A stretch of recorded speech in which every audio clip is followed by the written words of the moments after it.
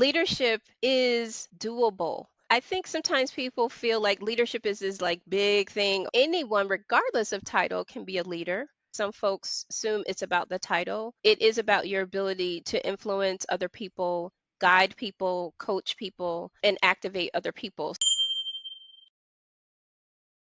I'm thinking a lot about feedback. This comes up a ton with our customers, and it comes up from a few angles. The execution side of it is incredibly important to me because ultimately, if we don't execute, we don't earn our spot on the field, so to speak. Right. People conflate that with, well, I'm going to hold everybody accountable. And when things are tough, I'm just going to let that roll downhill to my direct reports. And I'm Mm-hmm. seeing a lot of that right now.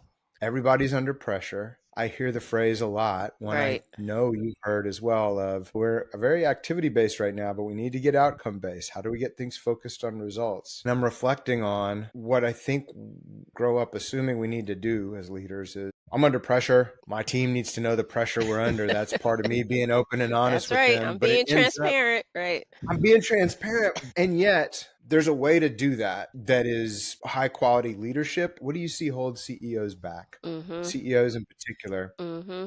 It's such a great topic because feedback is one of the things that can hold a leader back, an executive leader back. And so for example, if the executive leader is like, oh, well, they're capable, they're C-level, they are VP of this or director of that, I don't have to give them feedback. They'll know how they're performing. It is not informed, right? So to your point, you said something earlier, like they'll know when I get upset and then I'll tell them that I'm mad. But then you've lost time to give people feedback in a timely manner so that you don't get upset, right? So yeah, we're always going to be stressed. We're always going to have high demands. That's business, right? That's work. So why would you wait for the disaster before you express what your needs are?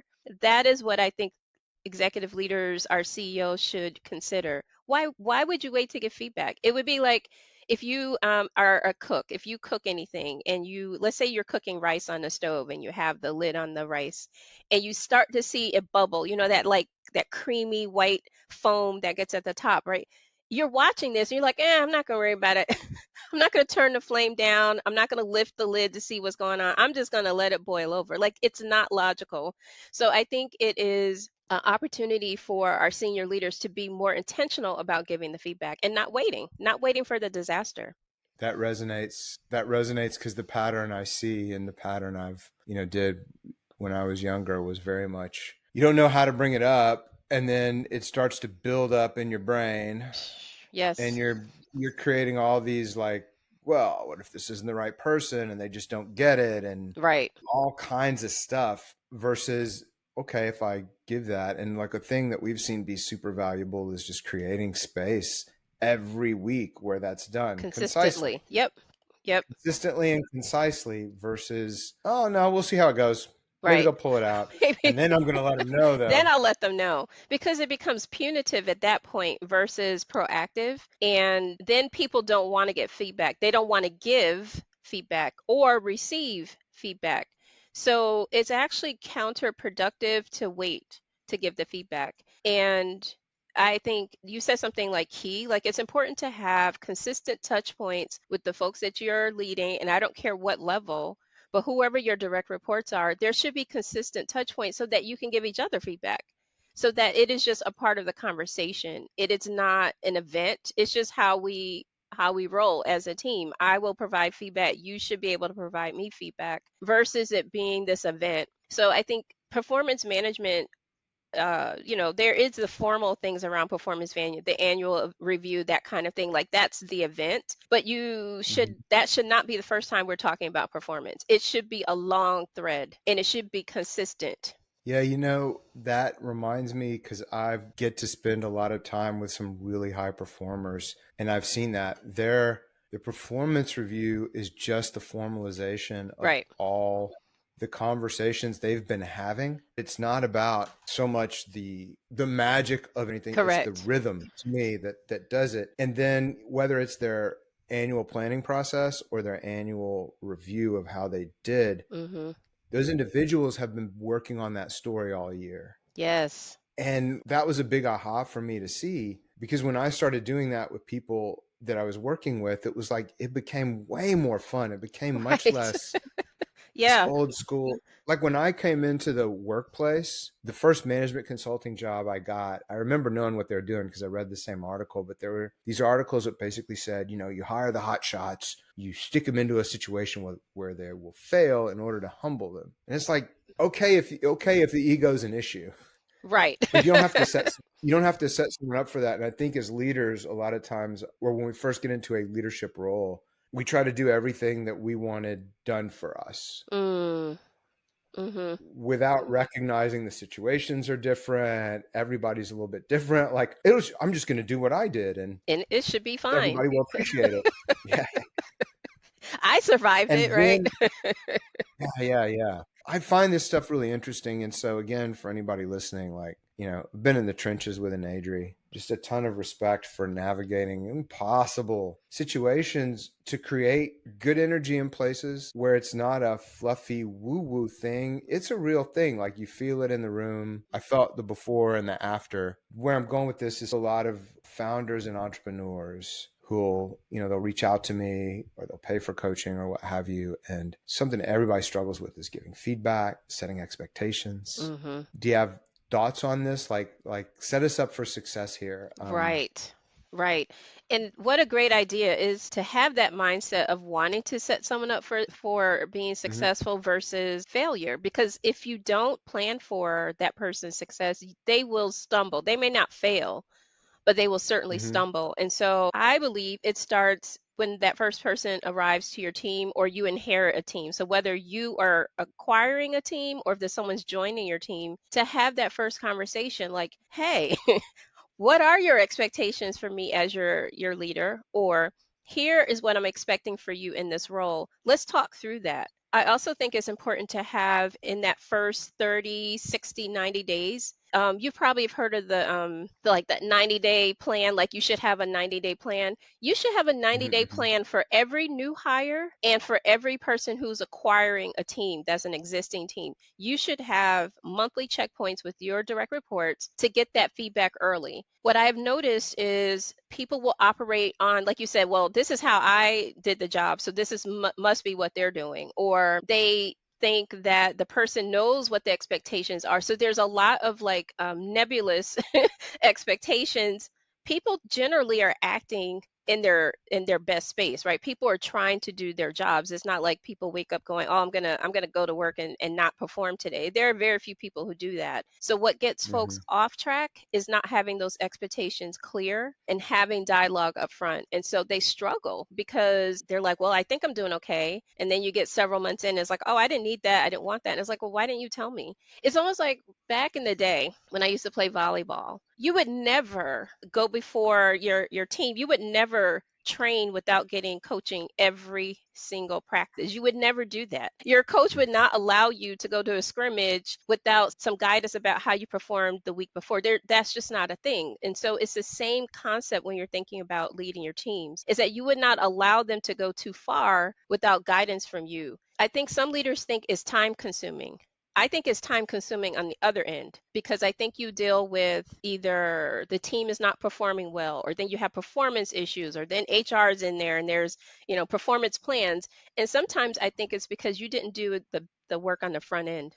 That makes so much sense, and that really resonates. It reminds me of just academic performance. So the quick story is like my brothers, they're 10 years older, and they were incredible students and incredible athletes, all these things. I just thought it was magic because when you're 10 years younger, you're like, oh, that's just what my brothers do. Right, I had no idea like if they went through struggles or anything else. So that's just what they do. right. I'm me. I'm like, but when I was in college, and I would, I did okay in Sure. school, but I got this idea that it was just easy for them, and I wasn't really one of those smart people until I was in school and started hanging out and becoming like closer friends with people who were very intentional about how they studied. And then I hung out with all kinds of brilliant people in high Hmm. school, but like intentional people in college. I noticed started making sense of what I'd seen from my close friends that were incredibly on top and my brothers. It was the preparation work they were doing. Hmm. Hmm. It wasn't that things were just clicking, it was how they laid things out and prepared and then just kept that rhythm. I think I'm hearing it's the same thing in leadership. Yes, absolutely. You just you don't get to skip those steps. Right. And then, I mean, if you want to be happy, you can always rally and cram for the test, right? You can. You can rally and you can try to rally and be the hero at the end of the game, but it's better if you can set yourself up not to have to do those things or take those chances. Right, right. It is Super about intent. interesting. Yeah, it's about being intentional and consistent and not perfect, right? But being intentional and consistent. So, for example, you can set all of that up and still have a moment where you're like, okay, I think I've done everything that I could in this situation, or I was there for that person. I was providing feedback.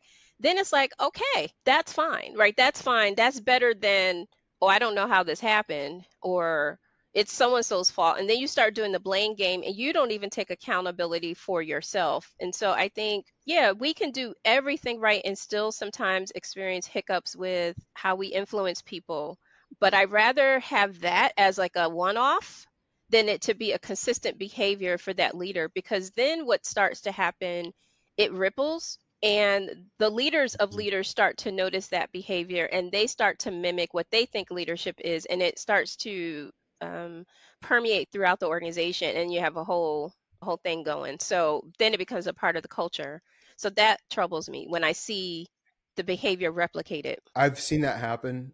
I've talked with, a dozen leaders in this last week Mm, where it's happening. mm-hmm.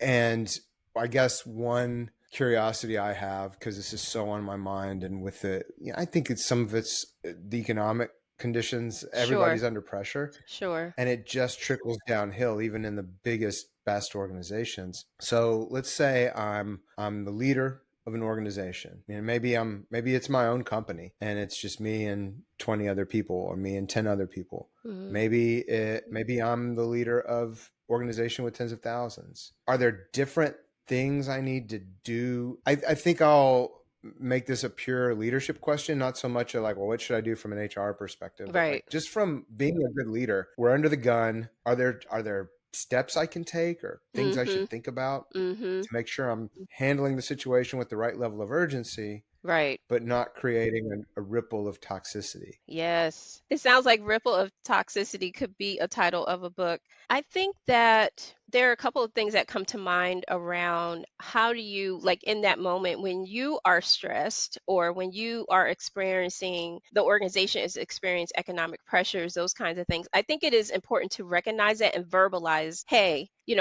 let's take a moment to acknowledge where we are in this organization, and let's sit with that for a minute, because I think sometimes we're operating with the assumption that everyone notices the same thing. If you are a senior leader, executive leader, you probably have a view that's a little bit broader than the folks that you're leading. Not always, but you might see things that they don't see. You may have access to information that they don't have.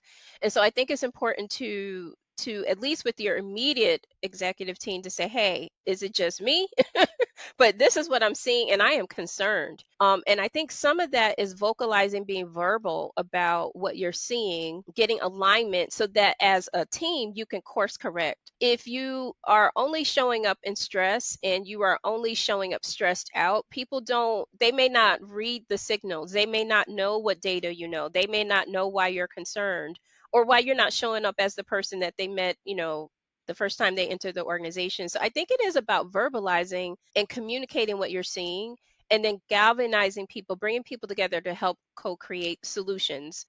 Otherwise, I believe you run the risk of pushing people away, creating toxicity, creating rumors, creating stress for people. Yeah, that resonates. It's strange too. I've worked with so many. I'm not going to make this about gender because I've seen women do it too. Sure, sure. But I'll call it the tough guy approach, like the drill Mm-hmm. sergeant leader. I think that because maybe we've all had, a coach like that in sports. I may or may not have been that coach from time to time, right?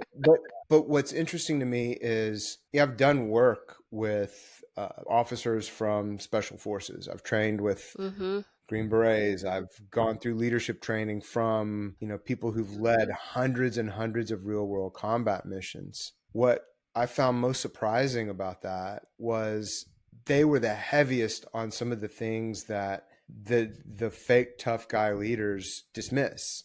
Ah, being clear on our values and how we want to show up, understanding how important it is to lead with a servant mindset. And these are right, right, literally people that go into battle. right. There's no like there was none of that bravado that I feel like is kind of the baggage of the Yes, when I think of it, yes. just because of my age, I think of like the 1970s, Mm-hmm. gray corporate cubes and things. Yep. Nobody led that way. And, one author who's become a friend and mentor, his whole book on leadership tells the story of him taking over a command under a legendary officer. And the guy said, here are my expectations, exactly as you're saying. Step one, if you're going to lead this group, you need to go understand the people and what's There you important to go. them. Yep. And the book is told through his journey. Great book called Deliberate Discomfort, if anybody's looking for it, by Ah. Jason Van Camp. But he like goes and interviews each of the people that make up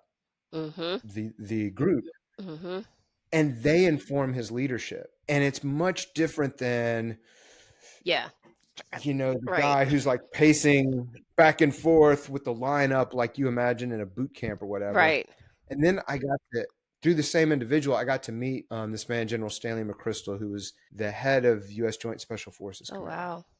And listen to him give a talk on leading through crisis. And these things are just resonating. Like as you're saying this, it's Mm-hmm. clicking because it resonates. But he talks about one situation where he had to go against a lot of very high level, very powerful voices when there was a crisis. And he said the first thing you have to do is go get the ground truth. Go be on the ground. Don't let yourself be so far away that information's having to filter Right. through all these things where people are worried about how they say things, like get the ground truth. Mm. There's something about like some of the situations that we've talked about, outside of this in the past, where it seems like that's sort of another Mm-hmm. mistake I see people make. It's like, well, I'm going to be this tough guy leader. I'm going to create these heavy expectations, but you get so far away from Mm-hmm. what's happening on the ground that you're not able to advise the people that you otherwise would have the skills to teach, which seems to create more stress. I'm just reflecting on Yes. all this as you're talking. I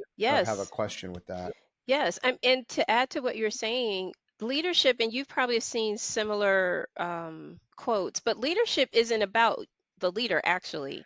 It is how do you empower people to do the work that needs to be done? How do you inspire people? How do you enable people to execute on your vision? And so, if you are not connected to them, if you don't have a communication, like I love what you said, get the truth from ground truth. If you don't get that, Hmm.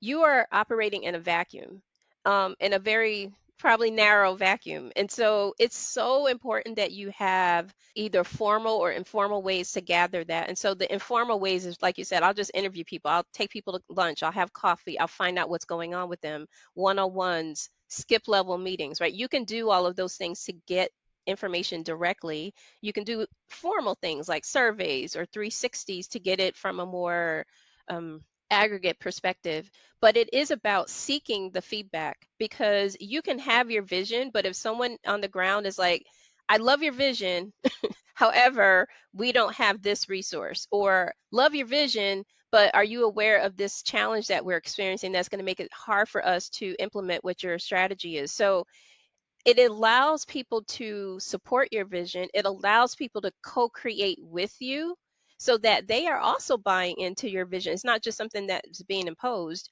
They are co-creating. And what a beautiful thing, right? Because then your vision is not just in your head.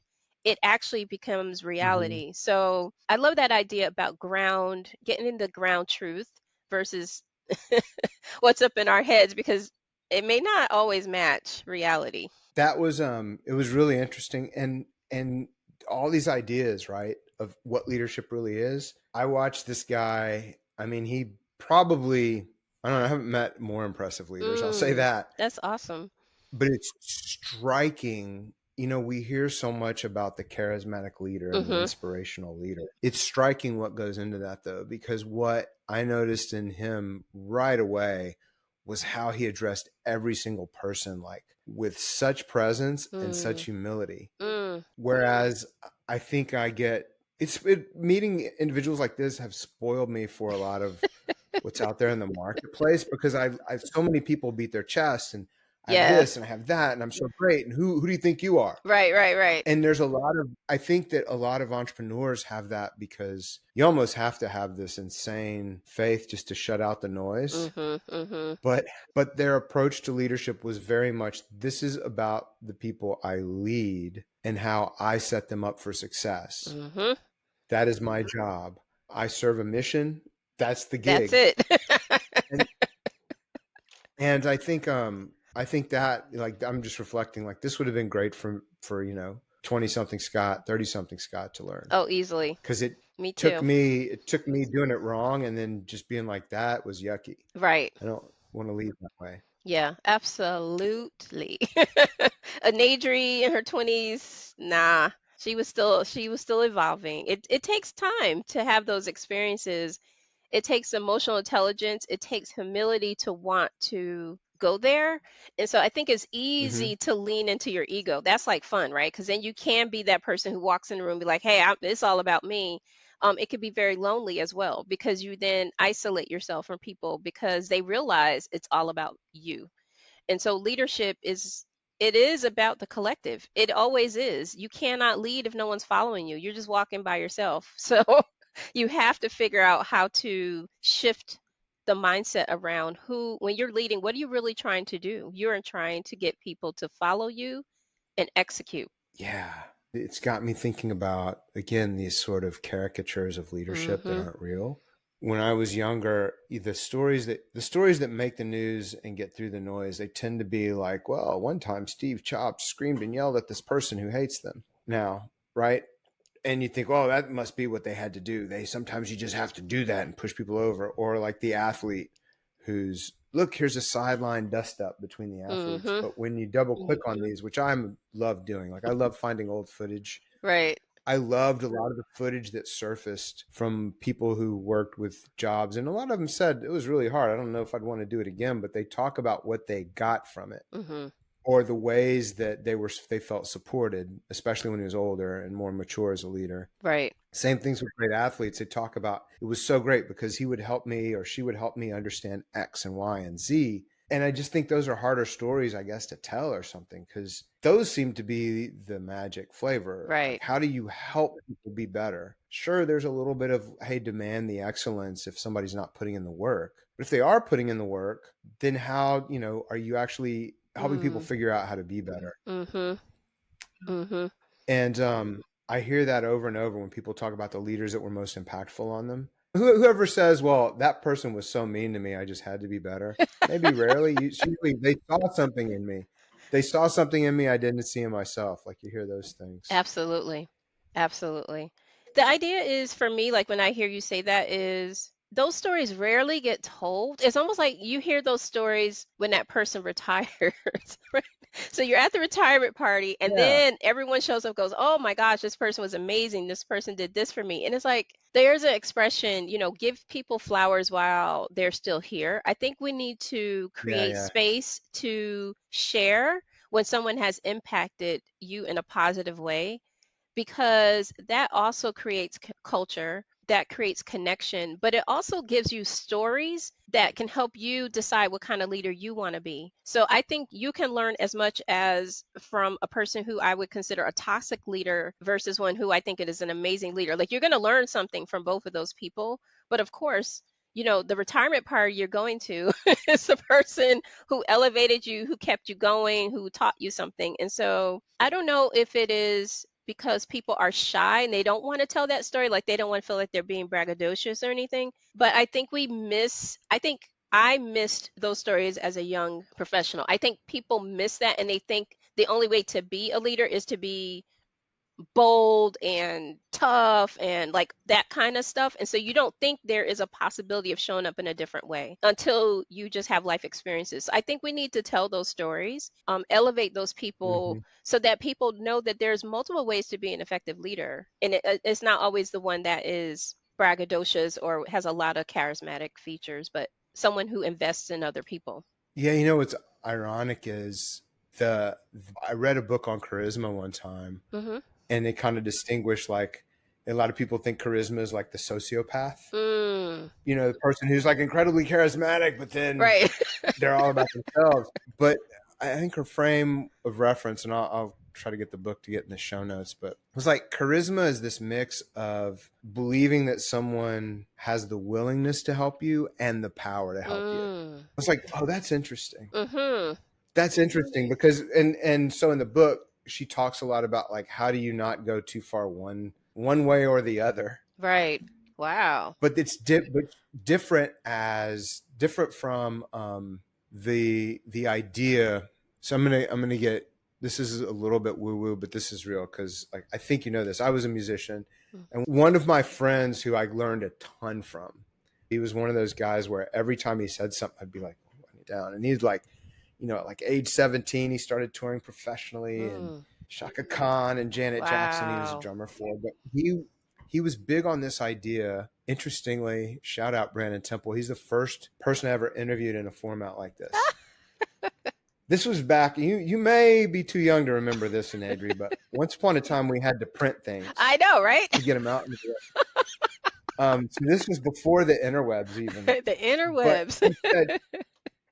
he said, you know, when people have an energy about them, and I meet all these people that I get nothing from, Mm. and then other people, it's not that it's anything loud, but it's their energy, and you can feel it. And when you're playing music, that's a real thing, Makes and you can sense. analyze it and break it down. And I don't think it's as necessarily as I mean, it is magical. Sure. It is magical, but it's not unknowable Right. magic. It's like you can learn how to do this, but it tended to come down to fundamentals and basics and a certain kind of humility. And I think that there's charisma, the people I meet that are truly the most charismatic. It's like the book says, there were these two prime ministers, I forget the name, but they were running against each other, very famous British prime ministers. And they both went to dinner with some, I don't know, maybe a movie star or Mm-hmm. like some big entertainment star. Mm-hmm. And they asked that individual, like, who do you think's going to win? And she picked the one that ultimately won. And they're like, why? And she's like, well, I went with person A, and I left there going, this is the smartest person I've ever met. I went with B, who's the person she picked to win. Mm-hmm. I left feeling like I was the smartest person I ever met. Wow. You're like, that's charisma. That's And charisma. Oh, I very like that interesting. story. I Oh, like it's a good, I that. think the book is called Charisma. Oh, wow. What an idea. And I mean, it's an extreme case, and I don't think it means you have to be like, you know, buffoon Right. type of Right. ingratiating other person. But when I think about the most charismatic people, there's a keenness about how they focus on you Mm-hmm. and listen to you, Mm-hmm. where you're like, you know, huh. For our listeners, and Adri always brings out these little things in me because I'm thinking about them. But so the word aloha, literally I learned means like I see the divine breath in you. Mm-hmm. I see it in you. I always thought that's the coolest greeting ever. Yes. Aloha, I see it. It's in you. I acknowledge it, whatever the case may be. Where was I going with that? Well, you were I think great leaders have that energy. to bring that They out. have that Yep. energy, right? You feel seen. Mm-hmm. Great leaders, like you feel seen, you feel heard, Yes.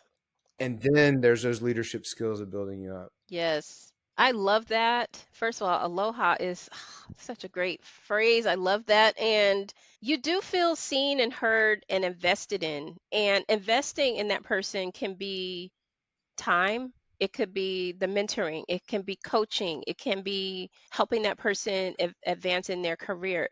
That is leadership, like helping someone else evolve, really. I think is such a powerful thing. And feeling like you're seen. Belonging is a something that matters to me, making people feel like they're connected to something. And so when you have leaders that enable people to feel connected to the vision, but not just like to other people, I think matters too. And so I just love that idea that leadership it is not you must know. If I think if nothing else is at the end of this conversation, it's not about you. It's not about your title. It is about your ability to influence other people, elevate other people, and Yes. activate other people. How do I Mm, acknowledge what your capability is, your unique talent, and then help you like bring that out to the world? That's gold. A leader who can do that, I think, is an amazing person to me. I would love for people to know that leadership is doable. I think sometimes people feel like leadership is this like big thing. Oh, I'm a leader and I can't affect change. I can't affect people. And I think anyone, regardless of title, can be a leader.